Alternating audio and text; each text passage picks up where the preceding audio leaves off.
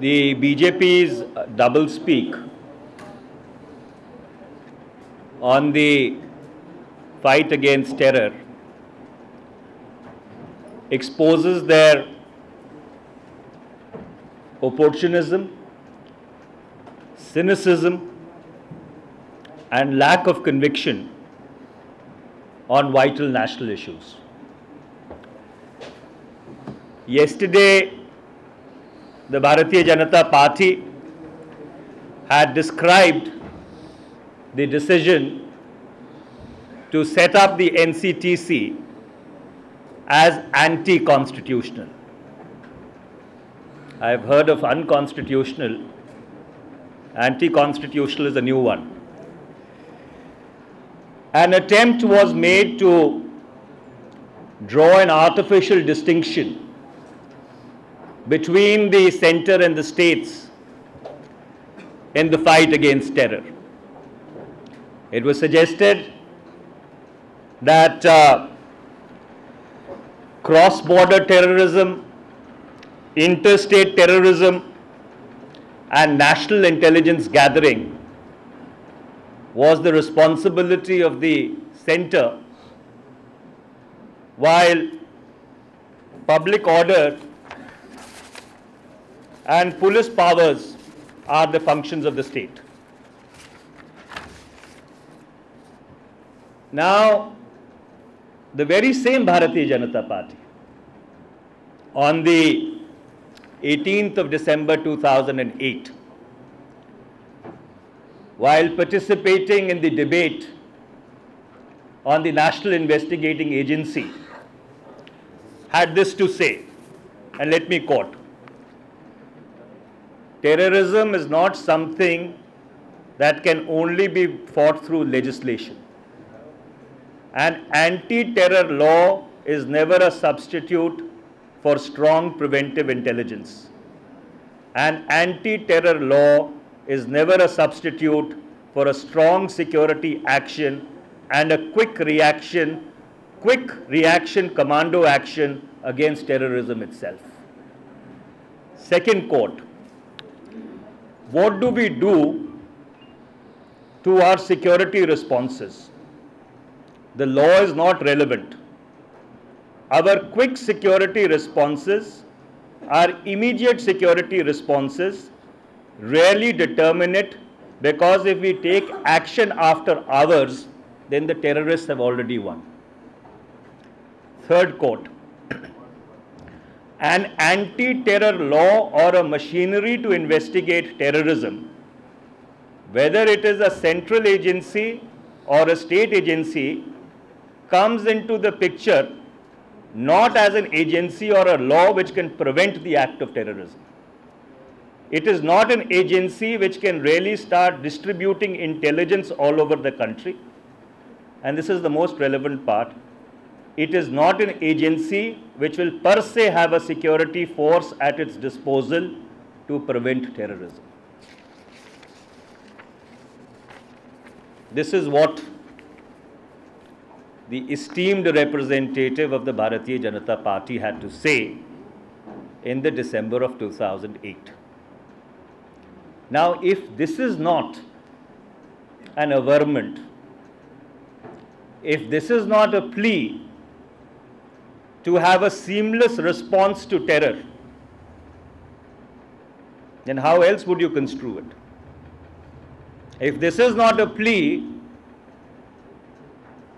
to have an NCTC, how else will you read it?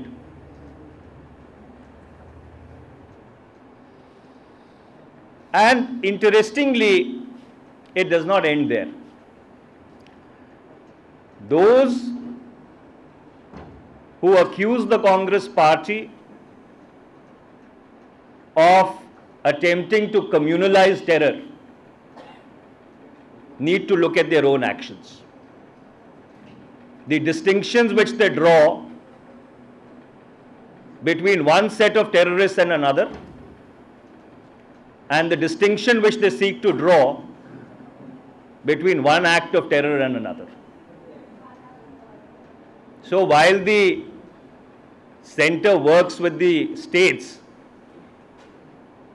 to address their concerns, it would be appropriate that the Bharatiya Janata Party does not resort to extreme or abject political opportunism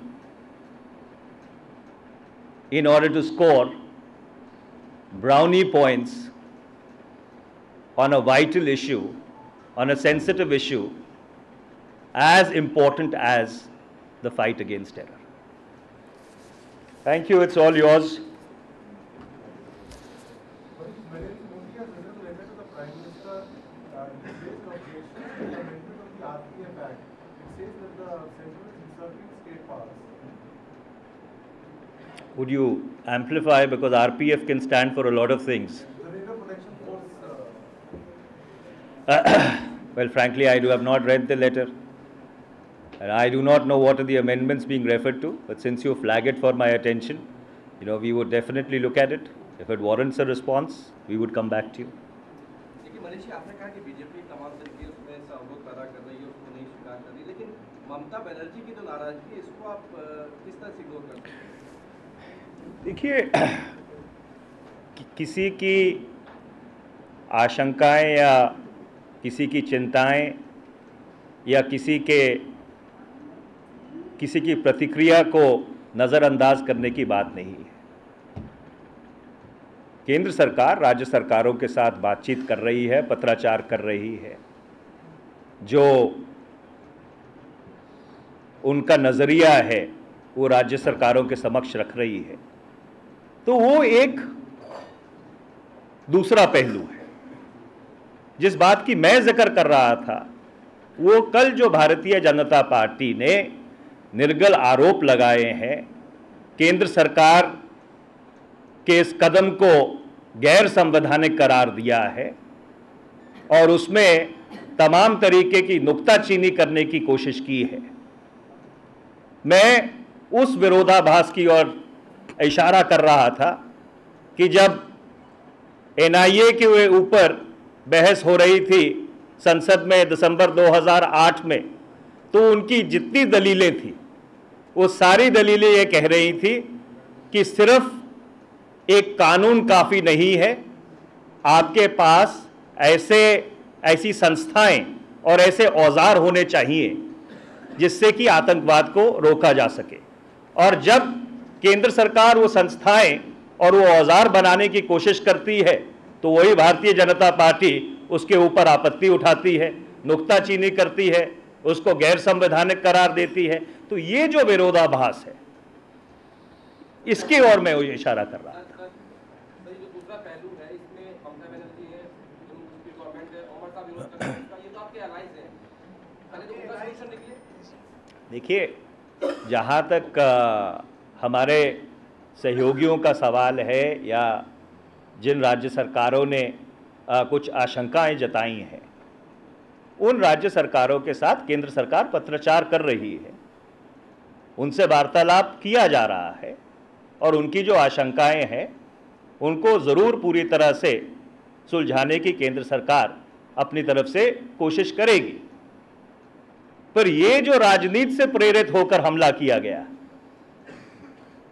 और जिस तरह के label लगाए गए, गैर संवैधानिक, assault on federalism, मैं सिर्फ उनकी कथनी और करनी में कि जिस समय जो सूट करता है उसको फिट कर दो,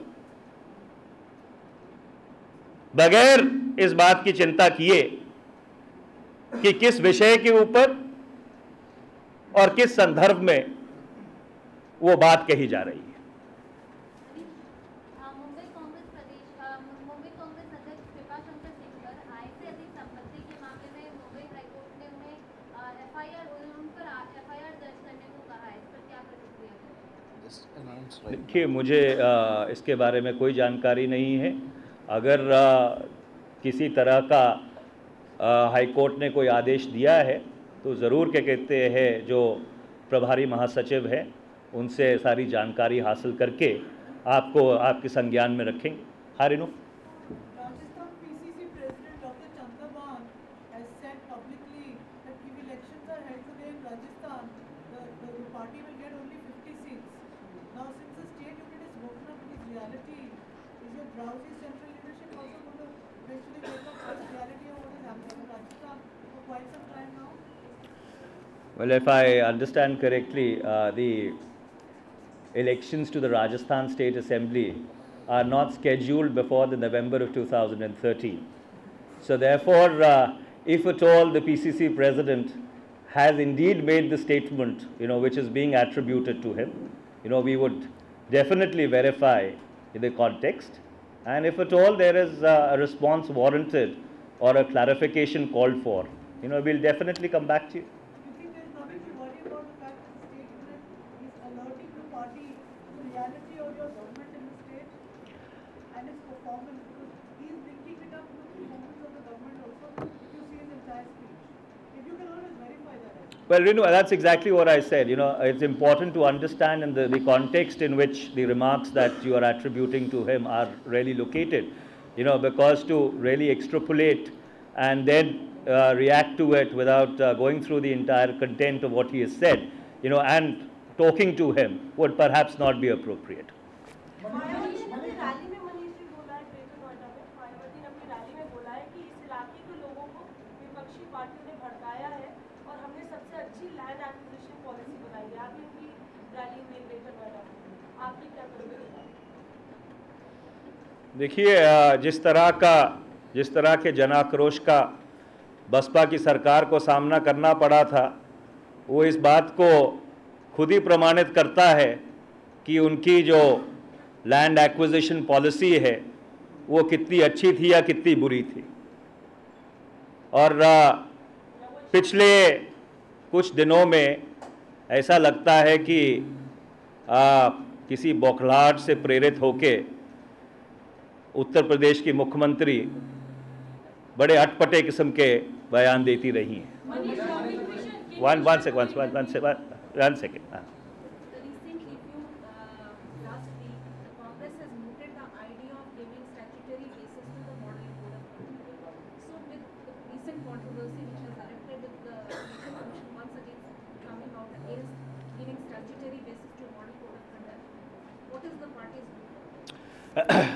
Well, if you remember, while responding to a question, I had suggested that perhaps, this is an idea which should be looked at.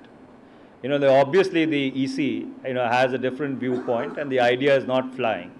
The GOM has very clearly and categorically said that we are not looking at the issue.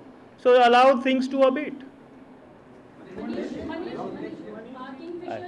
Sorry, abate, ABATE. Kingfisher को लेके पहले सरकार का जो रवैया था बहुत positive नहीं था, लेकिन अब एसबीआई जो है वो लोन दे रही है, उसके अलावा बहुत पॉजिटिव रवैया के द्वारा एक यू टर्न जो है इस सिचुएशन को लेकर दिखाई दिया।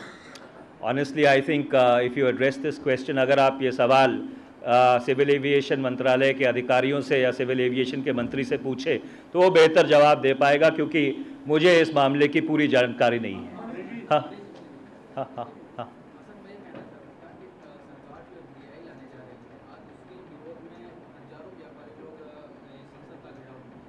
उनका कहना है कि सरकार क्या कहती है, दूसरी बार इस इंडिया कंपनी का स्थान साफ करने जा रही है एफडीआई लाके, इसमें बोल रहे करोड़ों लोगों को ये रोजगार में फर्क पड़ेगा और ऐसी दिक्कतें आएंगी।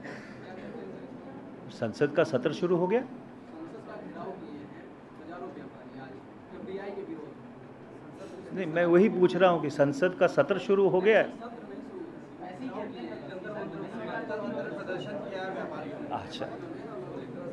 अच्छा, मुझे लगा कि क्योंकि संसद का घेराव अक्सर तब होता है जब संसद चलती होती है, तो इसलिए मैंने ये पूछा था।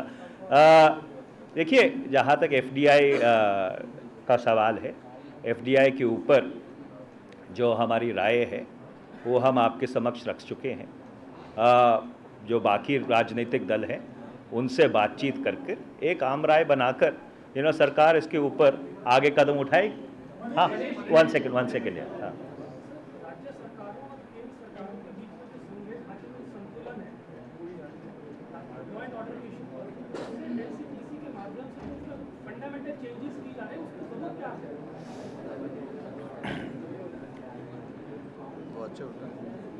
देखिए,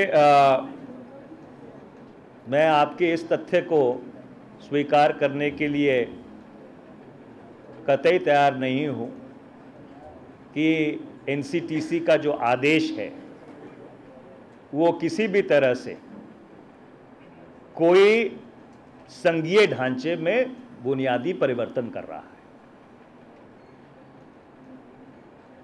अगर सरकार ने कोई पहल की है, उसकी सिर्फ एक ही मंशा है कि आतंकवाद के खिलाफ और आतंकवादी गतिविधियों के खिलाफ एक रोबस्ट और रियल टाइम रिस्पॉन्स होना चाहिए।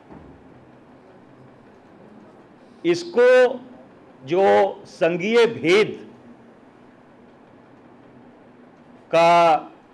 की शब्दावली या जो एक रंग देने की कोशिश की जा रही है, ये कथाकथित गलत है। ना ही उस उद्देश्य का ये मतलब, ना ही वो आदेश का ये मतलब है, और ना ही कुछ ऐसा किया गया है या किया जा रहा है।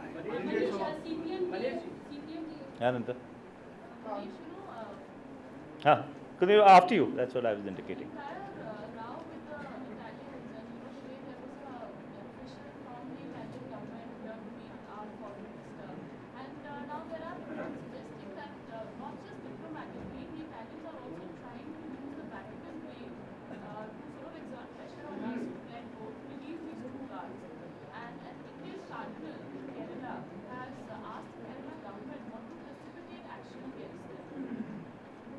Well, Nandita, as you are aware that it's usually, not our practice to comment on matters which are either under investigation or are sub judice. So I think it should be left to the wisdom of the investigating agencies or the courts which have taken cognizance of it. It's really a legal matter and it needs to be handled, through the regular channels of law. Oh, udhar. हाँ. आज लोग एक press conference की है और उसमें ये दावा किया है कि उत्तर प्रदेश में पोस्ट पोल अलायंस होगा वो कांग्रेस और समाजवादी पार्टी का होगा। इसीलिए उन्होंने आज अपील की है कि समाजवादी पार्टी और कांग्रेस को ही एक्सेप्टर ग्रुप। आप लोग लगातार इस बात से इनकार करते हैं कि समाजवादी पार्टी के साथ कोई अलायंस नहीं होगा, तो वो किस बिहाफ पे अलायंस करवा रहे हैं? आप उन्हीं से अगर जानकारी लीजिए तो ज़्यादा बेहतर होगा। जहाँ तक कांग्रेस पार्टी की राय है, कांग्रेस पार्टी के महासचिव श्री राहुल गांधी, बाकी जो हमारे प्रदेश के प्रभारी हैं, वो साफ तौर पर इस बात को कह चुके हैं कि पोस्ट पोल अलायंस का कोई सिनारियो नहीं है। हाँ, ओके, हाँ, दहशतगर्दी के नाम पर एक मजबूत कानून बनाने की बात की जा रही है। बीजेपी भी कर रही है और कांग्रेस भी, बहुत अच्छी बात है। लेकिन जो बेगुनाहों को पकड़ा जाता है, 14 साल बाद उनको बाइज्जत बरी कर दिया जाता है, उनके सिलसिले में मुस्तकिल ये डिमांड की जाती रही है कि ऐसा कानून बनाया जाए जो उन लोगों को भी सजा दे कि जो बेगुनाहों को पकड़ते हैं गलत ढंग से। तो इस पर आप लोगों को क्या कहते हैं? देखिए, आपने एक बहुत अहम मुद्दा उठाया है और कानून में ये प्रावधान है कि जो लोग किसी मंशा से प्रेरित होकर किसी के ऊपर कार्रवाई करते हैं, मलिशियस प्रोसिक्यूशन जिसको कहते हैं, उनके ऊपर कार्रवाई करने का कानून में प्रावधान है। 7 महीने बाद जेल से छूटे, लेकिन जिन लोगों ने पकड़ा तो कुछ नहीं हुआ। अभी मोहम्मद आमिर खान एक लड़का छूटा है 14 साल बाद, इसके अलावा और भी जगह पे तो कार्रवाई तो हुई नहीं। तो क्या प्रावधान है कि कार्रवाई नहीं? देखिए, कानून में प्रावधान होना एक बात है और उस प्रावधान का जिस व्यक्ति को उस चीज़ से चोट पहुंची है उसका प्रयोग करना दूसरी बात है। तो ये एक व्यापक कानूनी बहस का विषय है। अगर आप चाहेंगे तो डीब्रीफिंग में इसके ऊपर विस्तृत तरीके से चर्चा हो जाएगी।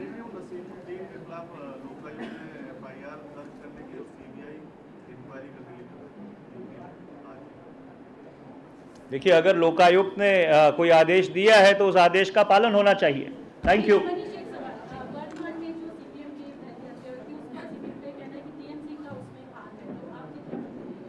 किसकी हत्या?